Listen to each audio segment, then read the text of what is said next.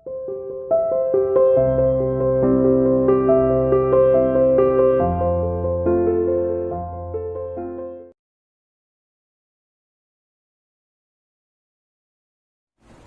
dear student, welcome to CA International School online classes. Dear plus 2 commerce class unit 10.2 stock exchange हमने शुरू की थी। आज इसका टॉपिक डिस्कस करेंगे security exchange board of India. ठीक है, कि जो कि स्टॉक एक्सचेंज पर कंट्रोल करता है, जिसकी स्थापना 1992 में हुई। इसके क्या कार्य है, इसके बारे में आज हम डिस्कस करेंगे। देखिए, share market is the foundation of the economic condition of a country. Share market क्या है? फाउंडेशन है, आधार है हमारी कंट्री की इकोनॉमिक कंडीशन का। किसी कंट्री की इकोनॉमिक कंडीशन अगर देखनी है तो उसके शेयर मार्केट को आप देख सकते हैं, उसके इंडेक्सेस को देख सकते हैं। वहां से आपको पता चल जाएगा कि इकोनॉमिक कंडीशन उस कंट्री की कैसे, क्योंकि काफी हद तक इकोनॉमिक कंडीशन को शो करता है कि इकोनॉमिक डेवलपमेंट हो रहा है या नहीं। क्योंकि इकोनॉमिक डेवलपमेंट किसी भी कंट्री का हो रहा है तो वो किसका प्रतीक माना जाता है? उसमें इंडस्ट्री का कितना विकास हो रहा है, उसके थ्रू आप मेजर कर सकते हैं। थ्रू इट्स मीडियम, इसके माध्यम से the people wishes to invest in security. People क्या करते हैं? इन्वेस्ट करते हैं सिक्योरिटी में एंड गेट गुड चांसेस। ठीक है, उन्हें अच्छा चांसेस मिलता है, अच्छा प्रॉफिट मिलता है सिक्योरिटी में। वो इन्वेस्ट करते हैं अपनी मनी को, जो कि बेकार पड़ी हुई मनी को उस एरिया तक पहुंचा देते हैं जहां उनकी जरूरत होती है। It is important to control the share market. जहां इन्वेस्टर होते हैं तो जरूरी हो जाता है कि उनके ऊपर कि उनको कुछ प्रोटेक्शन दी जाए। तो इसलिए इम्पोर्टेंट हो जाता है नियंत्रण रखना शेयर मार्केट पर in order to strengthen economic condition of the country. Country की इकोनॉमिक कंडीशन शक्तियों को बनाए रखने के लिए जरूरी हो जाता है कि इतने इंपॉर्टेंट कार्यों पर कुछ तो कंट्रोल किया जाए। कोई तो हो जिसको अथॉरिटी हो, जिसको रूल रेगुलेशन डिटरमाइन करे, ठीक है, जो इसके लिए रूल बनाए and protect the right of और इन्वेस्टर के राइट को भी क्या करें? प्रोटेक्ट करें।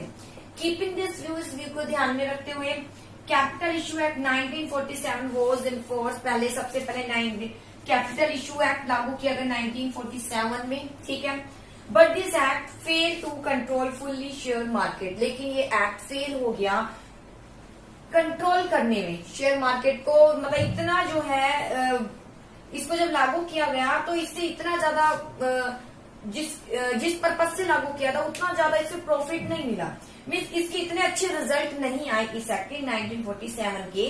ठीक है, ये एक्ट फेल हो गया शेयर मार्केट पर फुल्ली कंट्रोल करने में। In order to remove drawback, अब सीधी सी बात है, जैसे कंट्रोल किया, कंट्रोल यानी अंतर देखा, डेविएशन आया, फिर करेक्टिव एक्शन तो लिया जाएगा। In order to remove drawback, अब इसकी ड्रॉबैक को रिमूव करने के लिए क्या स्टैब्लिश की गई? SEBI establish in 1992। Security exchange board of India की स्थापना की गई 1992 में। ठीक है, इससे पहले कौन सा एक्ट था? 1947 था। ठीक है, लेकिन ये एक्ट फेल हो गया शेयर मार्केट पर फुल्ली कंट्रोल करने में। फिर इसमें कुछ अमेंडमेंट किया गया, इसमें कुछ संशोधन किया गया इसकी ड्रॉबैक को दूर करने के लिए। फिर इसको एक नए रूप से सेबी के रूप में स्थापना की गई 1992 में। तो ये है बेटा सेबी, जिसकी स्थापना की गई थी, जो कि शेयर मार्केट पर कंट्रोल करता है। शेयर मार्केट जो कि हमारी इकोनॉमिक कंडीशन को बताता है, इकोनॉमिक डेवलपमेंट का एक आधार है, हमारी फाउंडेशन है कंट्री की, उस पर कंट्रोल करता है security exchange board of India. चलिए अब इसका देखते हैं ऑब्जेक्टिव क्या है सेबी के। देखिए सेबी क्या क्या कार्य करता है। First of all regulation of stock exchange. इसका कार्य ही है कि स्टॉक एक्सचेंज को क्या करना है? रेगुलेट करना है। फर्स्ट फंक्शन है इसका रेगुलेशन ऑफ स्टॉक एक्सचेंज। इसका पहला कार्य है रेगुलेट करना है, स्टॉक एक्सचेंज को संचालन करना है, वो कैसे चल रहा है उसके लिए रूल रेगुलेशन सब डिटरमाइन करना है, देख रेख करना है। ये कार्य सेबी का है। देखिए द फर्स्ट ऑब्जेक्टिव सेबी का है रेगुलेट करना है stock exchange so that efficient service may be provided to all the parties operating there. ताकि सारी पार्टी, जो भी पार्टी यहाँ पर कार्य कर रही है, जो भी लिस्टेड है यहाँ पर, इन्वेस्टर है, कंपनियां हैं, ठीक है, बैंक है, सभी है, उनको फायदा दिया जा सके, उनकी जो सर्विस है वो एफिशिएंट रूप से हो सके, इसलिए रेगुलेट करना है शेयर मार्केट को। अगला protecting to the investor. Protect करना है किसको? इन्वेस्टर यानी हमको जो है प्रोटेक्ट करना है किससे? जो कि अनफेयर ट्रेड होता है, आप कह सकते हैं इलीगल रूप से कमीशन जो लेते हैं, इससे हमें प्रोटेक्ट करना है। हमारे साथ कोई धोखाधड़ी ना हो, हमारी जो सेविंग है एक अच्छे क्षेत्र में जाए और हमें अच्छा उसमें रिटर्न मिले, इस पर प्रोटेक्ट करना है। The capital market is meaningless in the absence of investor. अगर इन्वेस्टर नहीं है, कैपिटल मार्केट का अस्तित्व नहीं है। स्टूडेंट नहीं है तो टीचर का क्या अस्तित्व। इस प्रकार इंपॉर्टेंट टू प्रोटेक्ट, इसलिए जरूर हो जाता है प्रोटेक्ट करना इंटरेस्ट ऑफ इन्वेस्टर के इंटरेस्ट को। The protection of the interest of the investor means protection of the interest of the investor means protecting them from the wrong information given by company in their prospectus, reducing the risk of delivery and payment. Protection का अभिप्राय क्या है यहाँ investor के, जो इनको गलत information दी जाती है या फिर इनसे एक्स्ट्रा कमीशन भी चार्ज किया जाता है, कंपनी द्वारा गलत इंफॉर्मेशन दी जाती है, इन सब पर रोक लगाना है। यहाँ स्टॉक एक्सचेंज पर सभी कंपनी की फाइनेंशियल स्थिति डिटरमाइंड होती है, सारी इनकी इंफॉर्मेशन डिटरमाइंड होती है, आप इजिली फ्री ऑफ कॉस्ट प्राप्त कर सकते हैं। तो यहाँ पर इन्वेस्टर के साथ किसी प्रकार की धोखाधड़ी नहीं होती। इंपॉर्टेंट हो जाता है इन्वेस्टर को प्रोटेक्ट करना हितों को। तो protection of interest of investor means कि प्रोटेक्ट करना उन्हें रॉन्ग इन्फॉर्मेशन से जो कि कंपनी द्वारा दी जाती है उनके प्रोस्पेक्टस में, और रिड्यूस करना है रिस्क इसमें, डिलीवरी एंड पेमेंट में। ठीक है, जो शेयर की लेन देन हो रहा है इसमें जो रिस्क बना होता है उसको क्या करना है, रिड्यूस करना है। हैंस दी फॉरमोस्ट ऑब्जेक्टिव, इसलिए सेबी का पहला ऑब्जेक्टिव है कि इन्वेस्टर को क्या देना है, सिक्योरिटी देना है। उनकी जो शेयर के खरीदी जा रहा है, बेचा जा रहा है, कमीशन ये दे रहे हैं, उन सब पर कंट्रोल करना है, उनसे इन्वेस्टर को क्या करना है, बचाना है। ठीक है, किसी प्रकार की रॉन्ग इन्फॉर्मेशन के पास नहीं जाए, इन सब का ध्यान रखना किसका कर्तव्य बन जाता है, सेबी का। इसलिए ही सेबी की स्थापना की गई। अगला है चेकिंग दी इनसाइडर ट्रेडिंग। चेकिंग दी इनसाइडर ट्रेडिंग।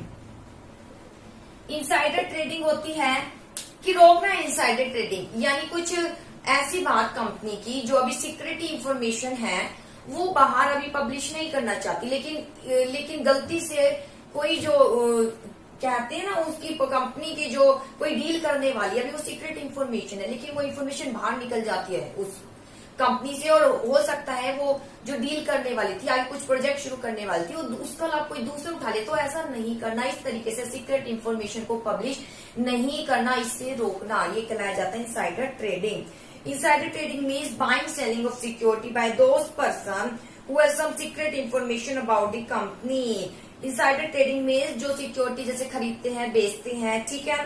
डायरेक्टर, प्रमोटर, आपको पता ही प्रमोटर जो कंपनी को स्थापना करने की सोचता है वो करता भी है, उनके पास कुछ इंफॉर्मेशन होती है कंपनी की, who wish to take advantage of this secret information, और ये इंफॉर्मेशन से क्या उठाना चाहते हैं, एडवांटेज उठाना चाहते हैं। This hurt interest of general investor. ये जनरल इन्वेस्टर को क्या करती है, हर्ट करती है। जनरल इन्वेस्टर को क्या करती है, हर्ट करती है। ठीक है, क्योंकि सिक्योरिटी के प्राइस बढ़ रहे हैं, घट रहे हैं, ठीक है। अभी डिविडेंड कैसा डिक्लेयर करना चाह रही है कंपनी, इन सब की अगर सीक्रेट इंफॉर्मेशन क्या कर दिया जाता है, इसका लाभ उठा लिया जाता है। ठीक है, कंपनी जो है क्या करना चाहती है, डिविडेंड ज्यादा डिक्लेयर करना चाहती है, अभी वो सोच ही रही है डिविडेंड ज्यादा डिक्लेयर करना चाहती है, इस उद्देश्य से ये एक सीक्रेट इंफॉर्मेशन है। इसका लाभ उठाने के लिए ये जो प्रमोटर होते हैं, डायरेक्टर होते हैं, ये जो इनके पास ये सीक्रेट इंफॉर्मेशन है, ये इसका अननेसेसरी इलीगली रूप से क्या करते हैं, लाभ उठाते हैं। क्या करते हैं, लाभ उठाते हैं। जैसे अपने ही कोई व्यक्ति भेज दिए, ठीक है, और उनके थ्रू इसका क्या अपॉर्चुनिटी क्या उठाना चाह रहे हैं, लाभ उठाना चाह रहे हैं, तो बाकी जो इन्वेस्टर होते हैं उनके हितों को क्या पहुंचता है, हानि पहुंचती है। उनके हितों को क्या पहुंचती है, हानि। कहने का मतलब इनसाइडर ट्रेडिंग में जो सीक्रेट इंफॉर्मेशन है उसका लाभ उठाने से रोकना, वो कहलाया जाता है चेक दी इनसाइडर ट्रेडिंग। कोई भी कंपनी की सीक्रेट इंफॉर्मेशन है जो कंपनी अभी पब्लिश नहीं करना चाहती है, चाहे डिविडेंड से रिलेटेड कि डिविडेंड कैसा डिक्लेयर करना चाहती है, वो अभी डिविडेंड जो है डिक्लेयर करने की सोच ही रही है, लेकिन उससे पहले ही इसका अननेसेसरी रूप से जो है लाभ उठा देना, उसको कंपनी इस इंफॉर्मेशन कंपनी से बाहर पहुंचा देना, ये कहलाया जाता है इनसाइडर ट्रेडिंग। तो इस पर क्या लगाई जाती है, रोक लगाई जाती है। दिस क्योंकि इससे जनरल इन्वेस्टर को क्या पहुंचती है, हानि पहुंचती है। इट वाज क्योंकि देखिए कि शेयर के प्राइस बढ़ रहे हैं, घट रहे हैं, इन सब का लाभ कौन उठाता है, इनका सट्टेबाजी होती है, तो सट्टेबाजी करके इनका लाभ उठाया जाता है। अगर इस तरीके की इंफॉर्मेशन बाहर निकल जाती है तो इस सट्टेबाजी को और ज्यादा प्रोत्साहन, तो उनको लाभ, वो उस चीज से लाभ उठा लेते हैं। ठीक है, उन्हें पता है कि शेयर के प्राइस जो है बढ़ने वाले हैं। ठीक है, तो वो अभी उसको क्या कर लेते हैं, खरीद लेते हैं। ठीक है, ये ठीक है, ताकि आगे बड़े दामे पर वो बेच दे। इस तरीके से कुछ इंफॉर्मेशन, ठीक है, कोई भी सीक्रेट इंफॉर्मेशन अगर पब्लिश कर दी जाती है, मिस कंपनी से बाहर निकल जाती है, तो उस पर ये रोक लगाता है। अगर कंपनी नहीं जारी करना चाहती तो उसको कंपनी से, उस इंफॉर्मेशन को हम कंपनी से बाहर नहीं दे सकते। कर देंगे तो इट मीन्स वो इलीगल माना जाएगा, उसे कहेंगे insider trading. This hard interest of it is very essential, अब ये एसेंशियल हो जाता है टू चेक दिस टेंडेंसी, इस प्रवृत्ति को रोकना। मैनी स्टेप उठाए जाते हैं इनसाइडर ट्रेडिंग को रोकने के लिए सेबी द्वारा। इसके बाद आता है कंट्रोल ओवर ब्रोकर, ब्रोकर पर कंट्रोल, ब्रोकर पर क्या करती है, कंट्रोल, ब्रोकर पर क्या कंट्रोल करती है। It is important to keep an eye on activity of the broker and other middleman in order to control the capital market. It is important to keep them, important हो जाता है कि broker की activity को क्या करना, ध्यान में रखना। ठीक है, and other middleman in order to control the capital market. तो इससे भी क्या करता है, कंट्रोल करता है ब्रोकर पर कि ब्रोकर ये तो नहीं, क्योंकि ब्रोकर चार्जेस, कमीशन चार्ज करता है, ये तो नहीं कि एक्स्ट्रा कमीशन चार्ज कर रहा है। इस सभी एक्टिविटी पर क्या करता है, ये कंट्रोल करता है। अगर कोई ब्रोकर जो निर्धारित सीमा से ज्यादा कमीशन क्या करता है, चार्ज करता है, तो उसकी हो सकती है मेंबरशिप कैंसिल किया जाए या उस पर कुछ पेनल्टी लग जाती है। इस प्रकार से भी क्या करती है, ये कार्य करती के इन्वेस्टर के हितों की रक्षा करती है। ठीक है, रेगुलेट करती है शेयर मार्केट को, संचालन करती है, वहां कैसे ऑपरेशन हो रहा है, क्या एक्टिविटी हो रही है, सबको देखती है। इन्वेस्टर को प्रोटेक्ट करती है किसी भी प्रकार की गलत इन्फॉर्मेशन से। साइडर ट्रेडिंग को रोकती है कि कोई भी सीक्रेट इन्फॉर्मेशन का लाभ नहीं उठाया जाए, इससे रोकती है। ठीक है, इस ऐसी प्रकार की सूचनाओं को जो सीक्रेट है बाहर वो कंपनी से ना निकले जब तक कंपनी नहीं चाहे। इस प्रक्रिया, इस एक्टिविटी को रोकती है। ऐसी इनसाइडर ट्रेडिंग पर रोक लगाती है। ब्रोकर जो कि इलीगली रूप से, जो ब्रोकर अननेसेसरी चार्ज ना ले, इस पर क्या करती है, रोक लगाती है। इसके बाद आता है फंक्शन ऑफ सेबी। सेबी के क्या क्या फंक्शन है, ये क्या क्या फंक्शन करती है सेबी। तो फर्स्ट ऑफ ऑल आता है प्रोटेक्टिव फंक्शन। फंक्शन बहुत इंपॉर्टेंट है, प्रोटेक्टिव फंक्शन। देखिए प्रोटेक्टिव फंक्शन क्या है। प्रोटेक्टिव यानी प्रोटेक्ट करना। टू चेक किससे प्रोटेक्ट करती है, अनफेयर ट्रेड प्रैक्टिस यानी अनुचित व्यापार व्यवहार से। Such supplying misleading statement cheat the investor in connection with security market. सबसे पहले ये अनफेयर ट्रेड को रोकती है। क्या करती है, अनफेयर ट्रेड को क्या करती है, रोकती है। अनुचित व्यापार व्यवहार पर क्या करती है, रोक, यानी अनुचित व्यापार, गलत इंफॉर्मेशन किसी प्रकार के इन्वेस्टर तक नहीं जाए, इस पर रोक लगाती। जो भी हमने पढ़ा भी था, इसके जो सेबी का क्या करती है, जो ऑब्जेक्टिव सेबी के डिटरमाइंड है इसमें। इसके बाद आता है अनफेयर ट्रेड के बाद to check insider trading in security. Security कैसे जारी की जानी है, क्या डिविडेंड डिक्लेयर किया जाना है, इससे जो सीक्रेट इंफॉर्मेशन है जब तक कंपनी नहीं चाहे उसको बाहर पब्लिश नहीं होने देना।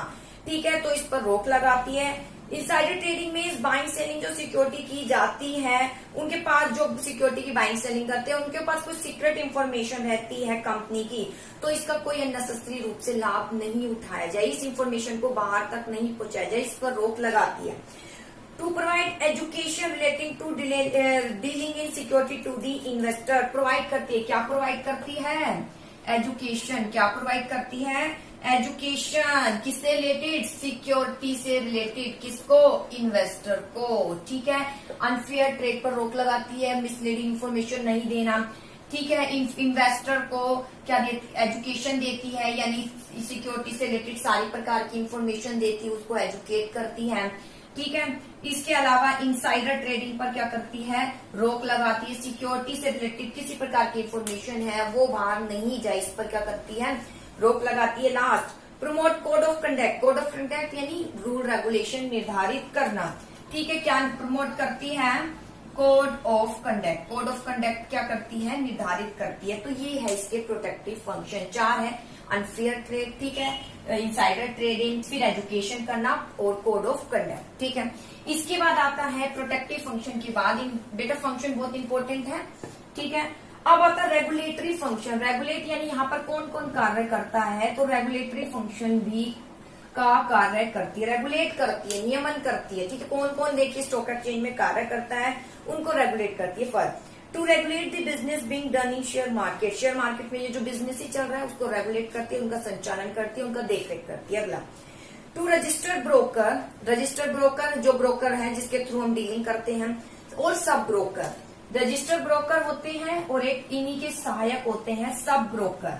ठीक है, ब्रोकर ही क्या करते हैं, अपनी सहायता के लिए क्या रखते हैं, सब ब्रोकर। लेकिन ये रजिस्टर्ड होते हैं, अल्टीमेट रिस्पॉन्सिबिलिटी इन्हीं की होती है। ये सिर्फ अपनी हेल्प के लिए किसको रख लेते हैं, सब ब्रोकर को। लेकिन डीलिंग की अल्टीमेट रिस्पॉन्सिबिलिटी ब्रोकर की होती है, जो बाइंग एंड सेलिंग की होती है, सिक्योरिटी की। इसके बाद आता है ट्रांसफर एजेंट। क्या आता है, ट्रांसफर एजेंट। देखिए ट्रांसफर एजेंट क्या है, यहाँ पर ट्रांसफर एजेंट भी कार्य करता है। ठीक है, रेगुलेटरी फंक्शन में ट्रांसफर एजेंट क्या होता है, जो कि जैसे कंपनी है तो कंपनी अपॉइंट कर सकती है। जैसे जो लिस्टेड कंपनी है, लिस्टेड कंपनी क्या कर सकती है, अपॉइंट कर सकती है ट्रांसफर एजेंट। ये ट्रांसफर एजेंट क्या करता है कि जो भी सिक्योरिटी की बाइंग और सेलिंग हो रही है उसका क्या करता है, रिकॉर्ड रखता है। उसका क्या करता है, रिकॉर्ड बनाता है कि कितनी बाइंग हो रही है, कितनी सेलिंग होती है, क्योंकि इसका रिकॉर्ड रखना होता है। तो आप इसलिए ट्रांसफर एजेंट यहाँ पर मौजूद होते हैं, इनकी हेल्प ले सकते हैं।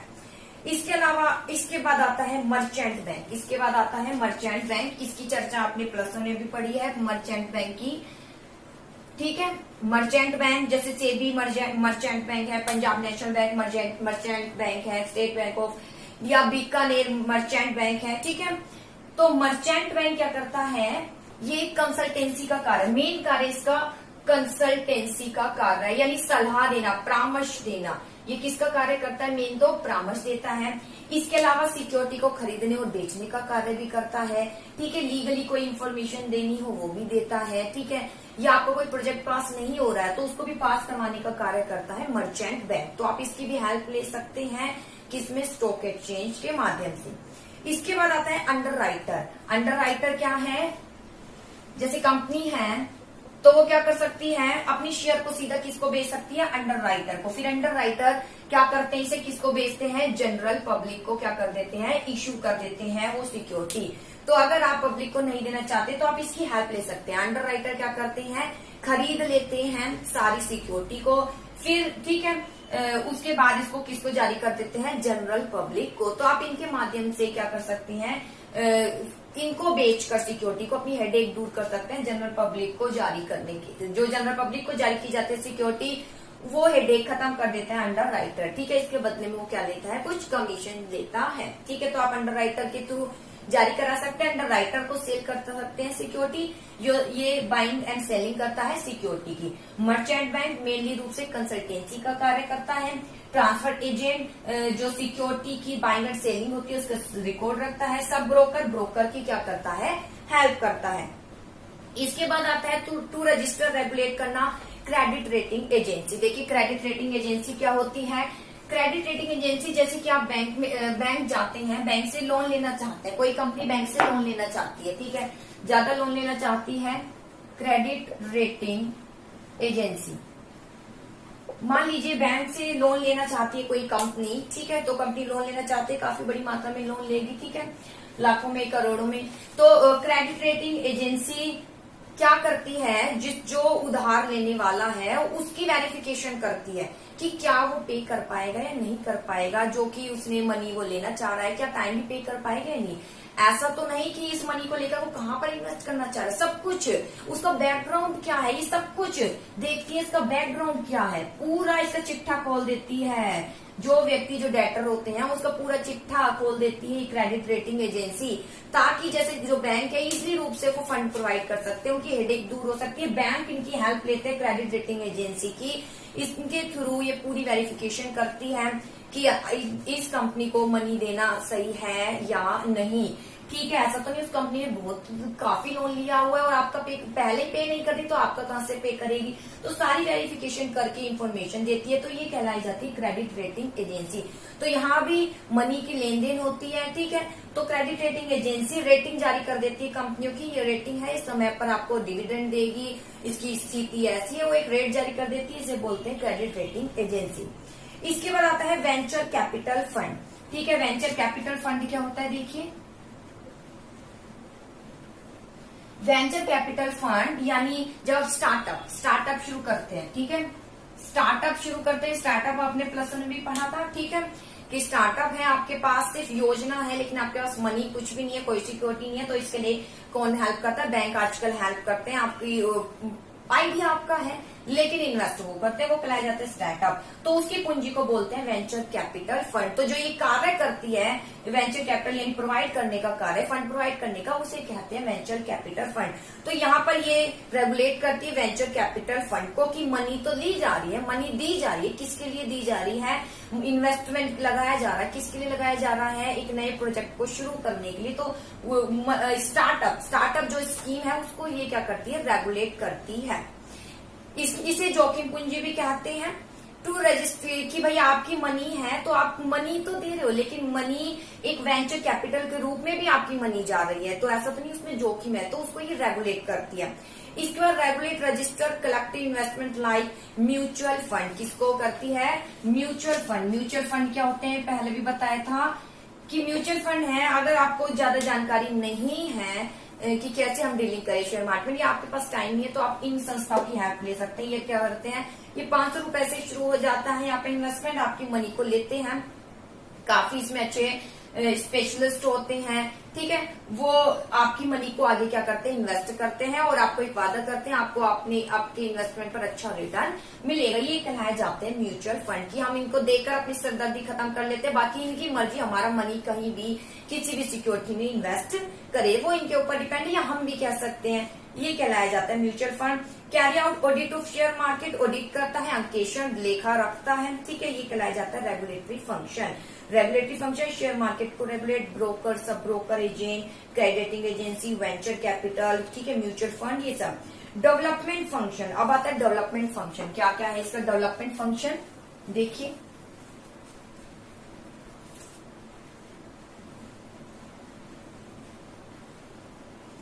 First of all development function to impart training, development करना है तो डेवलपमेंट यानी विकास। डेवलपमेंट कैसे होगा? ट्रेनिंग देने से। क्या करना? ट्रेनिंग देना। ये क्या करता है? ट्रेनिंग देता है। किसको ट्रेनिंग? जो पार्टी स्टॉक एक्सचेंज से जुड़ी हुई है, इंटरमीडिएट जैसे ब्रोकर, सब ब्रोकर, ये सारे भी हमने पढ़ लिए हैं। ट्रांसफर एजेंट, इश्यू रजिस्ट्रार जो ये मैनेज करता है यही सिक्योरिटी को, इसे इश्यू रजिस्ट्रार बोलते हैं, ठीक है। और मर्चेंट बैंकर हमने पढ़ ही लिया है, मर्चेंट बैंकर। एक आता है पोर्टफोलियो मैनेजर। पोर्टफोलियो मैनेजर कौन है? पोर्टफोलियो मतलब आप चाहते हैं कि हमारे इन्वेस्टमेंट का पोर्टफोलियो बनाए, ठीक है। पोर्टफोलियो मतलब इन्वेस्टमेंट को एक सिक्योरिटी नहीं, एक से ज्यादा सिक्योरिटी में इन्वेस्ट किया जाए। तो आपको अब इतना जानकारी नहीं, आप किसकी हेल्प ले सकते हैं? पोर्टफोलियो मैनेजर अपॉइंट कर सकते हैं। ये पोर्टफोलियो मैनेजर क्या करेगा? आपकी इन्वेस्टमेंट को अनेक प्रकार की सिक्योरिटी में क्या करेगा? इन्वेस्ट करेगा और आपको अच्छे रिटर्न क्या करेगा? दिलवाएगा। ये कहलाया जाता है, ये स्पेशलिस्ट होते हैं अपने कार्य में, पोर्टफोलियो बनाते हैं। पोर्टफोलियो यानी जिसमें आप बहुत सी, एक सिक्योरिटी नहीं कई सिक्योरिटी में आपने इन्वेस्ट किया है अपनी मनी को, तो ये कहलाया जाता है पोर्टफोलियो मैनेजर। कंपनी जनरली इनको इश्यू करती है लेकिन इनको इश्यू करना थोड़ा महंगा पड़ता है। कंपनी तभी इनको जो है अपॉइंट करती है जब कम से कम मिनिमम वैल्यू 25 लाख हो, इतना इन्वेस्टमेंट करना हो, तब इनको अपॉइंट करती है। इसके बाद आता है to develop capital market by adopting flexible approach को अडॉप्ट करती है, ठीक है। फ्लेक्सिबल अप्रोच तो रहती है, मार्केट प्राइस बढ़ते हैं घटते हैं। To carry on research work and adopting different kind of information for convincing of all the party operating in capital market. इसके अलावा रिसर्च करती है और पब्लिश करती रहती है अनेक प्रकार की इंफॉर्मेशन, जो भी सारी पार्टी यहाँ पर जुड़ी हुई है उनको। तो कौन कौन से कार्य करती है? डेवलप, सबसे पहले ट्रेनिंग देती है, ठीक है। इसके अलावा फ्लेक्सिबल अप्रोच अपनाती है, ठीक है। चेंजेस तो होता रहता है, तेजी काल, मंदी काल, डिमांड सप्लाई के अकॉर्डिंग, ठीक है। एंड थर्ड है जो भी पार्टी जुड़ी हुई है उनको अनेक प्रकार की क्या करती है? इंफॉर्मेशन रिसर्च करती रहती है, कंपनियों के बारे में पब्लिश करती रहती है इंफॉर्मेशन। तो ये इस तरीके से डेवलपमेंट का कार्य करती है। आई होप टॉपिक समझ आया होगा।